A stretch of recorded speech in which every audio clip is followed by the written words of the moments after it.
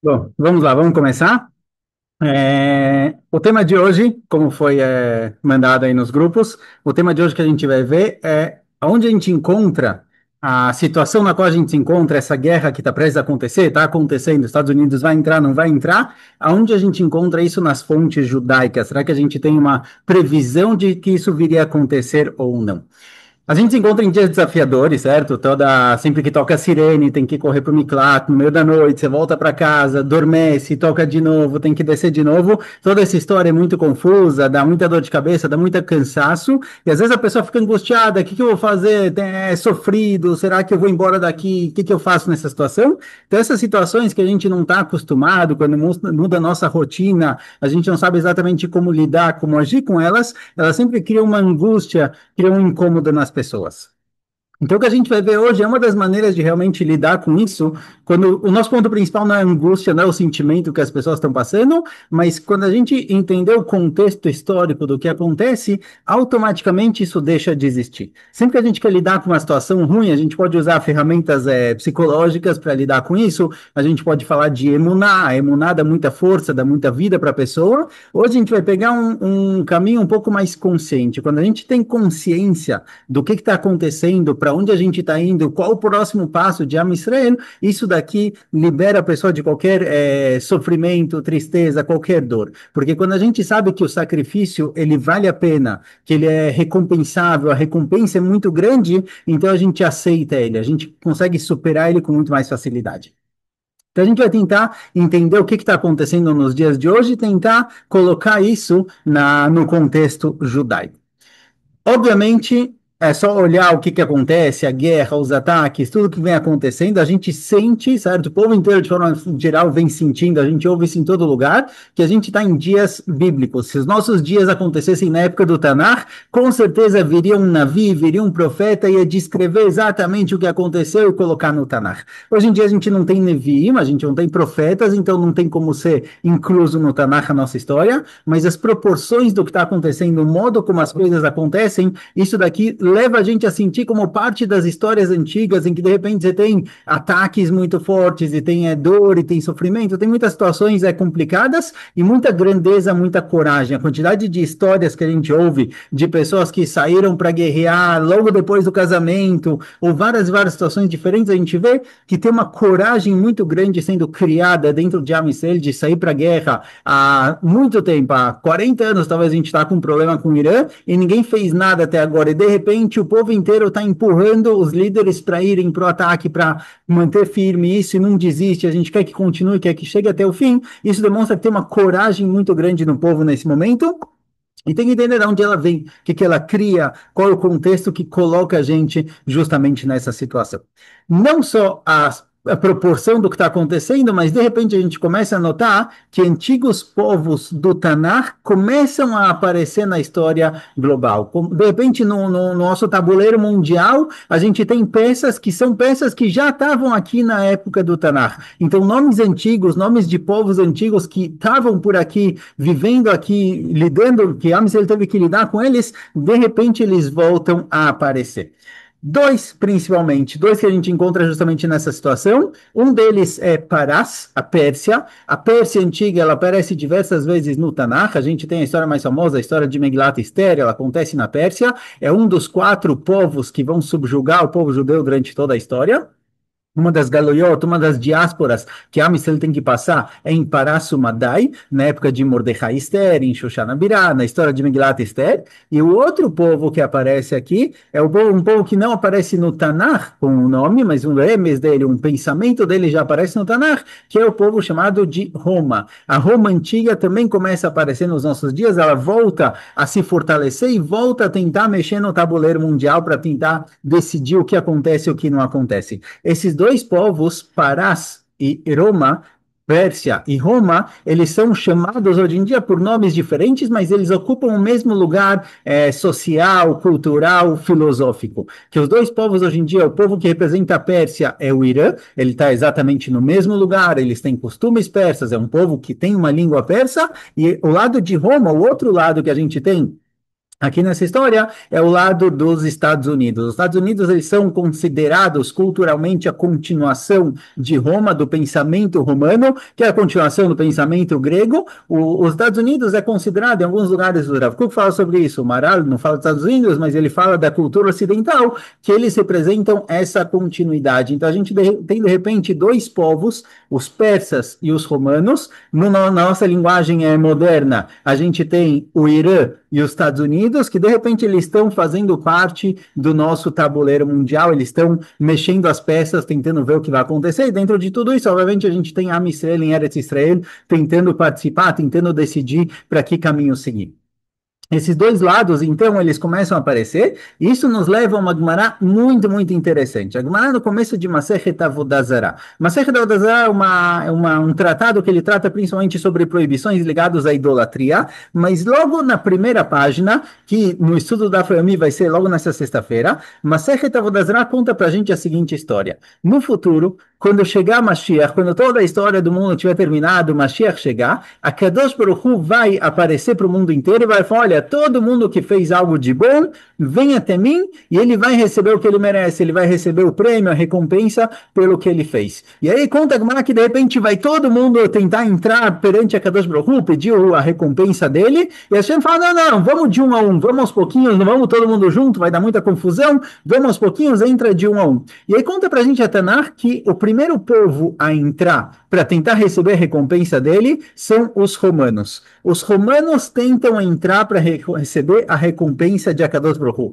E a gente pergunta para eles, olha, me diga uma coisa, o que que vocês romanos fizeram? O que que vocês fizeram na história de vocês? Por que vocês acham que vocês merecem essa recompensa? E os romanos respondem, olha, a gente construiu muita coisa boa, a gente construiu casas de banho, a gente construiu um comércio, a gente fez muita coisa boa para o mundo.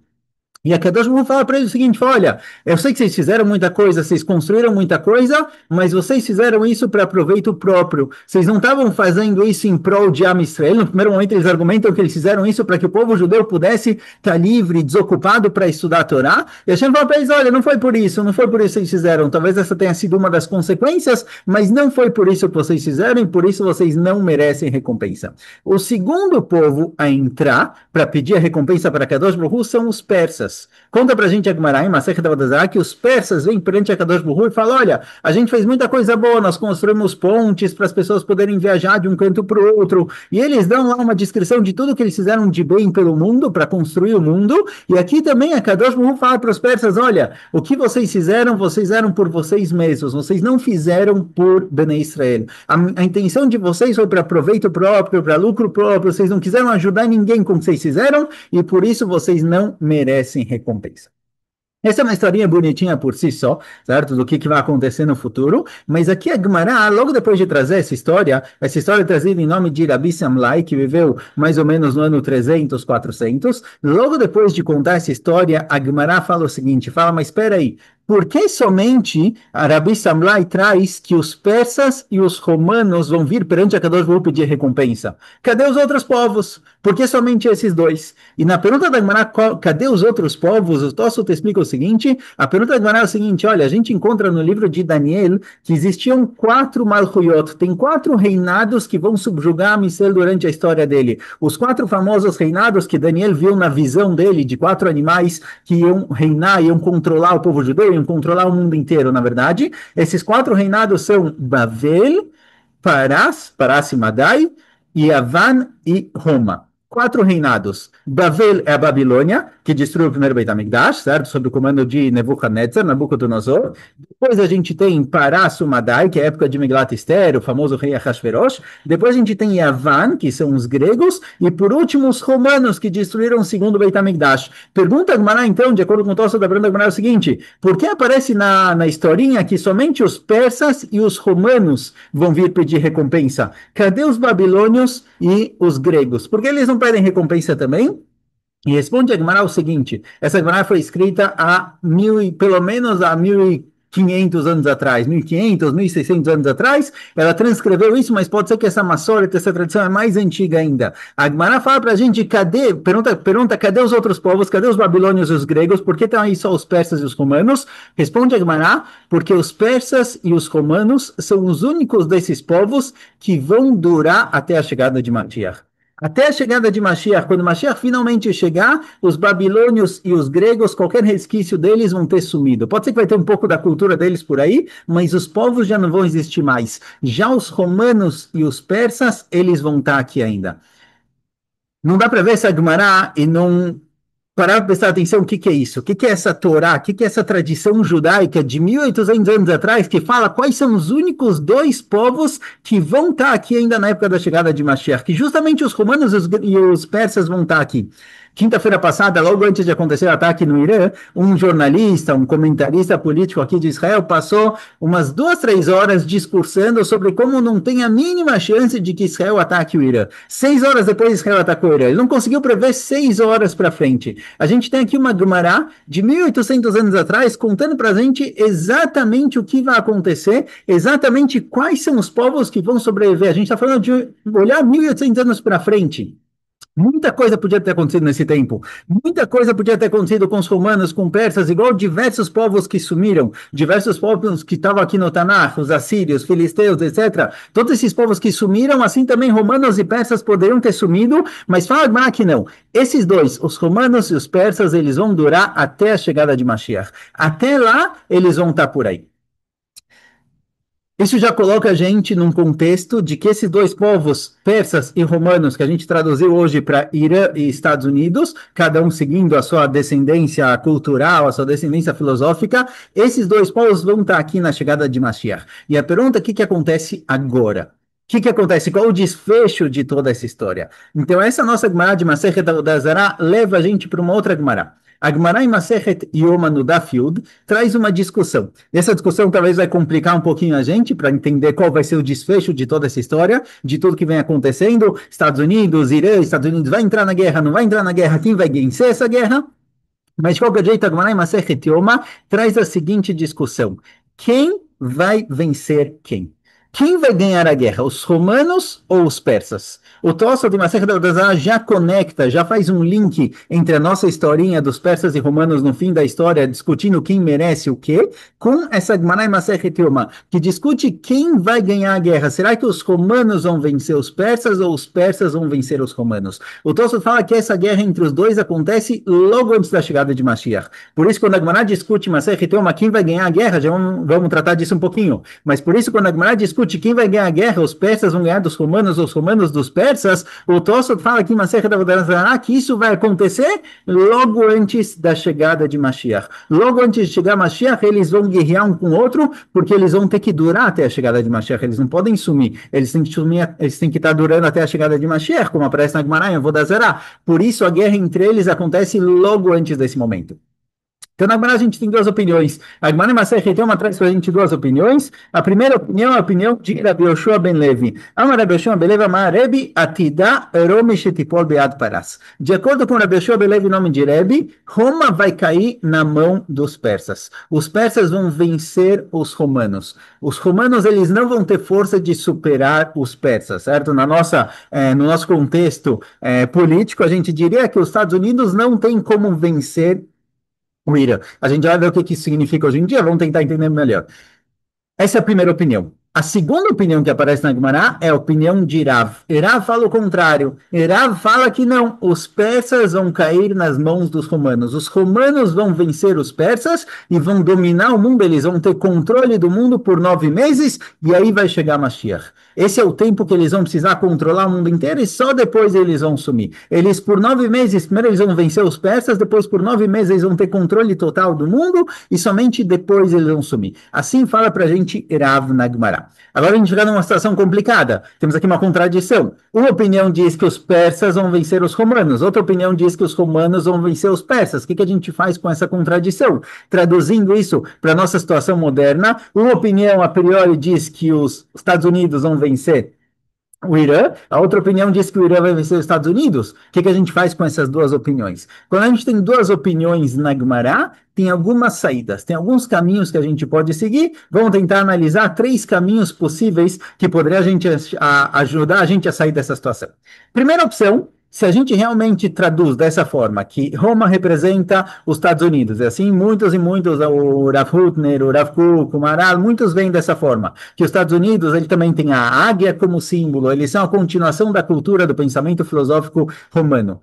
Uma opinião diz que os Estados Unidos vai vencer a Pérsia, outra, o Irã, ou o Irã vai vencer os Estados Unidos, a gente poderia dizer o seguinte, olha, tem duas possibilidades, é possível, os dois podem acontecer. Quando a gente chega no momento, a gente começa a analisar a situação, a gente começa a analisar a potência chamada Estados Unidos, a gente começa a analisar o Irã, a gente poderia ver quem tem mais chance de vencer. A priori, na situação presente na qual a gente se encontra, sem considerar apoio externo, talvez Rússia ou China, se alguém entrar na guerra, mas sem considerar apoio externo, a gente diria que os Estados Unidos têm muito mais chance de vencer o Irã do que o Irã e os Estados Unidos. Ou seja, as duas opções que apareceram na Gemara são duas opções possíveis que viriam a acontecer na continuação, e a gente pode, analisando a situação presente, tentar decidir qual das opiniões é a mais correta. Entre parênteses, vale notar que Mashiach ele precisa chegar até o ano 6000. Ou seja, a gente tem mais 215 anos para a chegada de Mashiach. A nossa análise, a gente está colocando que toda essa história entre os persas e os romanos, entre o Irã e os Estados Unidos, acontece no nosso momento. É possível que a Gemara está falando sobre algo que vai acontecer no futuro, daqui 100 anos, 150 anos. Pode ser que a situação presente vai se resolver de outra maneira e daqui 100, 150 anos a situação vai mudar. Mas a gente tenta viver o nosso momento e tenta trazer esse contexto histórico para os nossos dias. Então, se a nossa análise estiver certa, a gente poderia dizer que nesse caso, nessa discussão entre quem vai vencer, Irav tem razão. A gente analisa o mundo hoje em dia, a gente vê que os Estados Unidos têm muito mais força do que o Irã, então aparentemente os romanos vão vencer os persas. A priori, o Tosfot, quando ele vai trazer essa Gemara, ele nem traz a discussão, ele traz como óbvio que Irav dá certo e os romanos vão vencer os persas, vão controlar o mundo por 9 meses e depois vão sumir.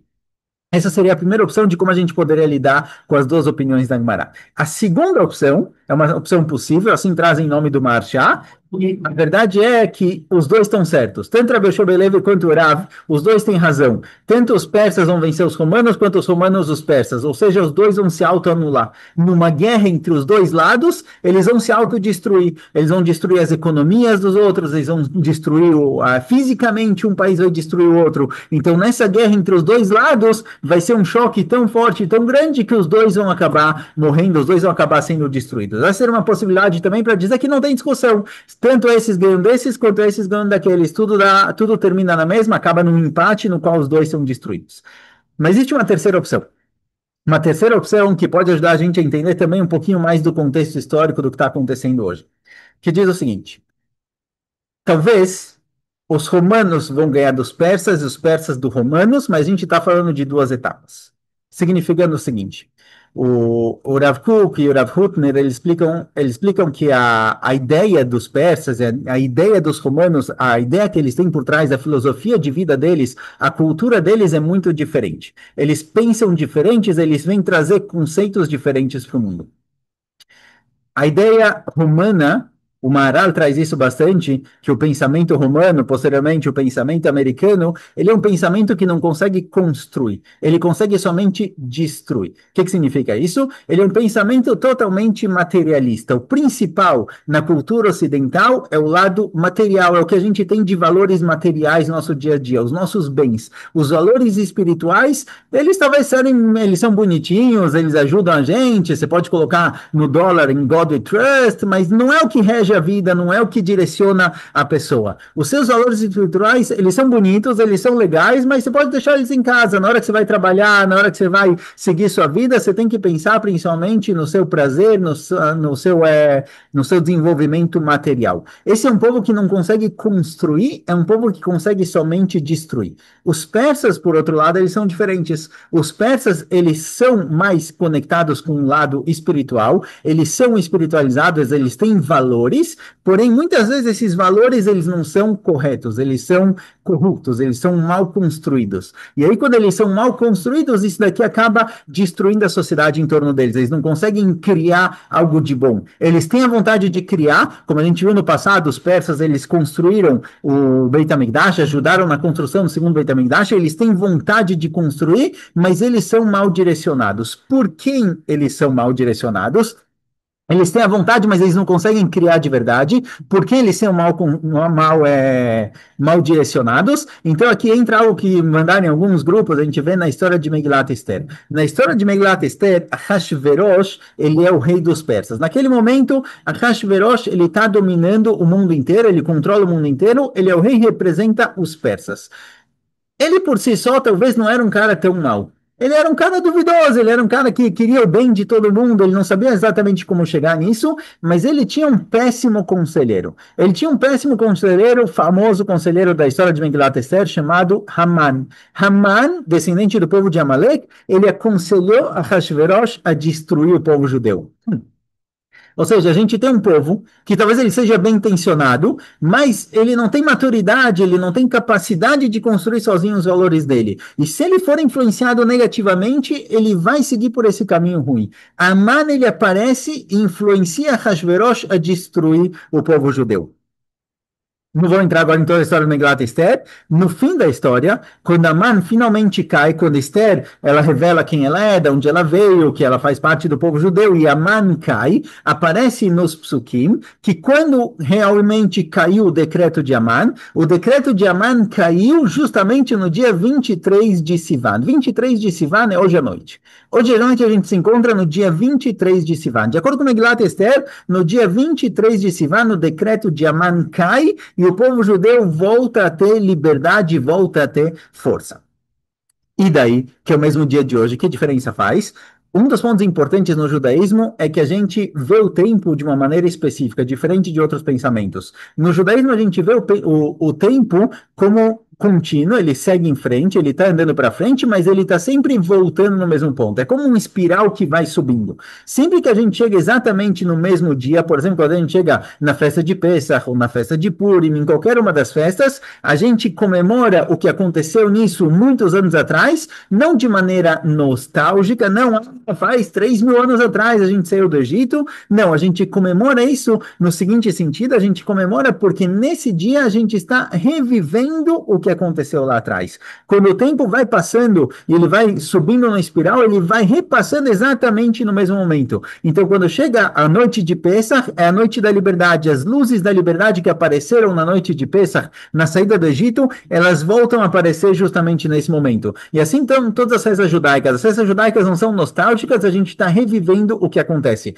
Toda semana, quando chega o Shabat, a gente está revivendo o dia da criação, o fim da criação do mundo, o sétimo dia da criação. O Shabat, ele não é só uma lembrança de que lá atrás Deus criou o mundo, não, a gente está revivendo nesse momento o que aconteceu lá.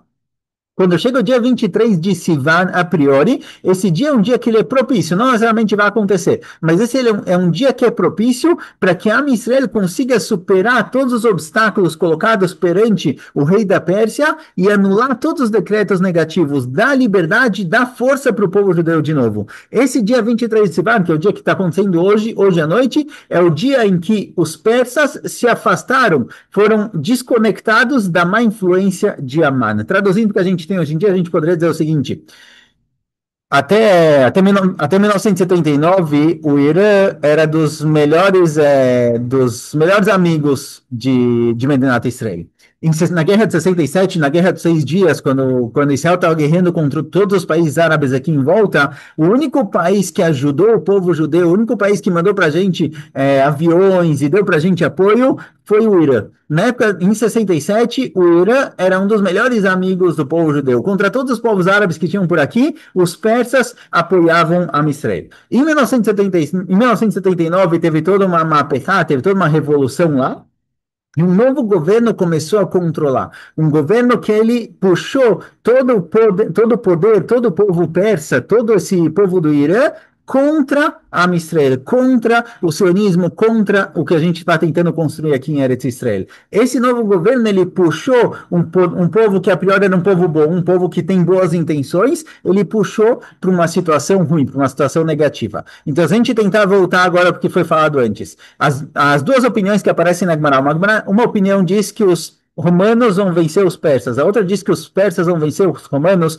Talvez a gente está falando aqui de duas etapas, significando o seguinte: no primeiro momento, os romanos vão vencer os persas, ou seja, os romanos, o que a gente chamou de Arzot Abrita, os Estados Unidos, a cultura romana, eles vão vencer os persas, significa que eles vão afastar o governo negativo, essas forças negativas que tentam dominar e controlar o Irã, controlar esse povo, que a gente não tem nada contra eles, não temos nada contra os iranianos, o problema é com o governo que tem lá. Os Estados Unidos, o que a gente chamaria de Roma, eles vão vencer essa guerra, eles vão afastar esse governo, esse ponto de escuridão que tenta controlar os persas e colocar eles contra Israel. Fazendo aqui uma análise, comparando isso com Megillat Esther, é o momento em que Ahasverosh manda matar Aman e anular os decretos de Aman. Na continuação, mas depois, quando os persas estiverem livres dessa influência negativa, os persas vão vencer os romanos não numa guerra física, não numa guerra de destruição, e sim numa guerra cultural. Os persas, que eles são um povo com cultura, um povo com valores, um povo espiritualizado, eles vão vencer a influência romana que existe no mundo, a influência destrutiva, a influência pós-modernista que busca desconstruir e destruir valores. Eles vão ajudar o povo judeu a vencer essa guerra, a trazer a luz dos valores da Torá para o mundo. Então, pode ser que a Gemara está falando de duas etapas. A etapa número um, a influência negativa que tem sobre o Irã é tirada. Roma, os Estados Unidos vencem o Irã, afastam esse governo negativo, esse governo que colocou o povo inteiro contra Israel. Na segunda etapa, os persas, que lá no passado, lá atrás, na época da construção do segundo Beit HaMikdash, quando veio Dariavesh, veio Koresh, eles apoiaram a construção, eles ajudaram com que Israel construísse o segundo Beit HaMikdash, eles apoiaram isso. Então hoje eles vão vir, num segundo momento, quando eles estiverem livres dessa influência negativa, eles vão vir e vão ajudar Israel a reconstruir aqui em Eretz Israel tudo que a gente veio fazer. Todos os valores que a gente veio construir, veio criar aqui em Eretz Israel, eles vão ajudar a construir, seja o Beit HaMikdash na prática, o terceiro Beit HaMikdash, quanto o Estado de forma geral. Eles vão voltar a apoiar Israel do mesmo jeito que eles apoiavam antes da Revolução em 1979. Então isso daqui combinaria historicamente e faria com que as duas opiniões que aparecem na Gemara e Masechet Avodah Zarah e Masechet Yoma não sejam contraditórias. Então, quando a gente olha, de novo, vamos aqui fazer um pequeno resumo. Quando a gente olha para a nossa situação, o lugar onde a gente se encontra, o contexto histórico no qual a gente se encontra, a gente começa a perceber coisas, um comportamento judaico incomum. Se até agora a Israel sempre buscava só se proteger, se defender, e quando era atacado a gente revidava, mas a gente nunca ia para cima, a gente nunca começava, a gente encontra então uma coragem judaica renascendo, revivendo. O povo volta a ter essa coragem e volta a tentar mudar o mundo de novo, reconstruir o mundo de acordo com os olhos da Torá, de acordo com os olhos de Akadosh Baruch Hu, como a gente gostaria que o mundo fosse. A gente luta contra tudo que é negativo no mundo, tentando trazer a luz. Nessa época bíblica, nessa época em que a gente começa a reviver histórias bíblicas, a gente encontra os povos que lá atrás já foram apontados como aqueles povos que estariam durante a chegada de Mashiach. Parás e Roma, traduzindo para Irã e Estados Unidos. Esses dois povos voltam a aparecer no mundo. O encontro final entre eles, como aparece na Gemara e Masechet Avodah Zarah e na Gemara e Masechet Yoma, o encontro final entre eles é o encontro que precede a chegada de Mashiach. Essa última guerra que a gente tem entre Parás e Roma, entre Irã e Estados Unidos, muito possivelmente é essa guerra que já foi prevista na Gemara como uma guerra que vai acontecer logo antes da chegada de Mashiach. E nesse momento, quando esses dois estão guerreando, quem vai ganhar está um pouco complicado, a gente não sabe exatamente qual o desfecho dessa história. Nós temos duas opiniões, a gente tem a opinião de Rabi Yoshua ben Levi, a gente tem a opinião de Rav, se Roma vai vencer os persas ou os persas os romanos. A gente tem essas duas opiniões, tem como lidar com essas duas, tem como vivenciar, entender essas duas. A gente vai ter que esperar para ver o que acontece, o que vai acontecer. Mas a priori, baseado no texto de Megillat Esther, se a gente vê que o dia 23 de Sivan, o dia de hoje, essa noite, é um dia a priori em que os decretos de Aman, a influência negativa que tem sobre os persas, ela cai, possivelmente, quem sabe, a gente vai descobrir isso nas próximas 24 horas, pode ser o momento em que os Estados Unidos decidem entrar na guerra e ajuda a Israel, que nesse momento está lutando por si só, ajuda a Israel a afastar esse governo negativo, esse governo que influencia negativamente o povo iraniano e trazer eles de volta para o caminho de Israel, aproximar eles de novo para Israel, como era antes da Revolução, como foi antes de 1979. Essa é uma expectativa. Se isso vai acontecer nas nas próximas 24 horas ou não, a gente vai saber em breve, Bezat Hashem, mas de forma geral, quando a gente vê que tudo que está acontecendo, o lugar onde a gente se encontra, tudo isso faz parte de um contexto histórico já previsto e que já deveria acontecer logo antes da chegada de Mashiach, isso dá para a gente um sentimento é um sentimento positivo, um sentimento de, olha, a gente está fazendo parte de algo grande. Às vezes a gente pensa, olha, eu estou indo para o Miklat agora, eu vou para o bunker, o que eu vou fazer lá? Coloquei uma televisão, vou ficar assistindo o jogo do Mundial. Então a gente está meio que perdendo o contexto, a gente está perdendo tudo o que está acontecendo em volta, a gente está pensando na nossa vida pequena, nas nossas decisões que a gente tem no dia a dia, o que a gente está precisando, e deixando de lado todo o contexto histórico, quando, pelo contrário, a gente deveria nesse momento estar percebendo a grandeza do momento, aonde a gente pode chegar, o que pode estar sendo criado nesse momento, e a gente vê um movimento muito grande dentro de Am Israel, buscando isso, buscando esses valores, buscando trazer de volta para o mundo os valores judaicos, a conexão com a Leumiut, a conexão com a Amisrael de forma geral, isso daqui vai acontecendo nos nossos dias. Então, Bezerra Hashem, que a gente consiga chegar no fim dessa história em breve, com tranquilidade, sem sofrimento e com a compreensão do lugar onde a gente se encontra, do contexto histórico no qual a gente se encontra, até em breve a chegada de Mashiach. Muito obrigado por virem.